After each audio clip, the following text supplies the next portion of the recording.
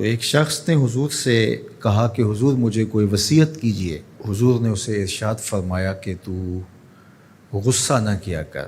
اس نے پھر کہا مجھے وصیت کیجئے، تو آقا کریم نے پھر فرمایا غصہ نہ کیجئے۔ اس نے پھر کہا، یہ بات ایک بار نہیں، اس نے کئی بار حضور سے پوچھی۔ وہ کوئی اور وصیت طلب کرنا چاہ رہا تھا کہ یہ تو ٹھیک ہے، کچھ اور وصیت بھی کیجئے۔ اس سے ایک تو اس شخص کی ذاتی صورتحال ایسی ہوگی، اور دوسری یہ ہے کہ اس نصیحت کی اہمیت کے پیش نظر کہ غصہ جب انسان کو آتا ہے تو وہ مغلوب ہو جاتا ہے اور بہت غلط فیصلے کر بیٹھتا ہے۔ اس لیے بار بار ایک نصیحت پر تاکید کرنا اور اس کا تکرار کرنا اس امر کی طرف توجہ دلاتا ہے کہ ہمیں معاملات کے اندر بہت معتدل رہنے کی ضرورت ہوتی ہے۔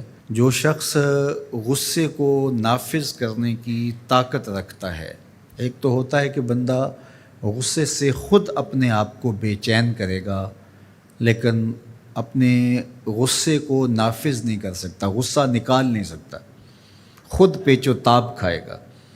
لیکن یہ وہ شخص ہے جو غصے کو نافذ کر سکتا تھا، اس کے پاس طاقت تھی، لیکن اس نے اس کے باوجود غصے کو ضبط کیا۔ حضور علیہ السلام نے ارشاد فرمایا، قیامت کے دن اللہ تعالیٰ لوگوں کے سامنے اسے بلائے گا، تو اللہ تعالیٰ اسے اختیار دے گا کہ جنت کی حوروں میں سے جس کے ساتھ تم نکاح کرنا چاہتے ہو، جس کے ساتھ تم رہنا چاہتے ہو، تمہیں اس کا اختیار دیا گیا ہے، اس لیے کہ تم نے اپنے غصے کو ضبط کیا، اس کو نافذ کرنے کی طاقت کے باوجود۔ اور ایک روایت حضرت سلیمان بن سرد رضی اللہ تعالی عنہ سے مروی ہے، کہتے ہیں کنت جالسا مع النبی صلی اللہ علیہ وآلہ وسلم، میں حضور علیہ السلام کی مجلس میں بیٹھا ہوا تھا۔ دو لوگ تھے، وہ آپس میں الجھ رہے تھے۔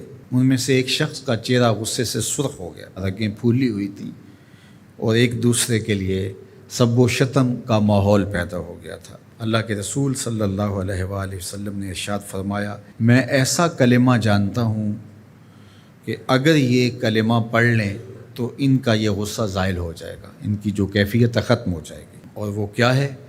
اعوذ باللہ من الشیطان الرجیم۔ یہ پڑھ لیں تو جو ان کے اندر ہے وہ چلا جائے گا۔ تو لوگوں نے اس شخص کو کہا جس کی رگیں پھولی ہوئی تھی اور غصے سے اس کا چہرہ سرخ ہوا جا رہا تھا کہ تعوذ پڑھو، اعوذ باللہ من الشیطان الرجیم پڑھو۔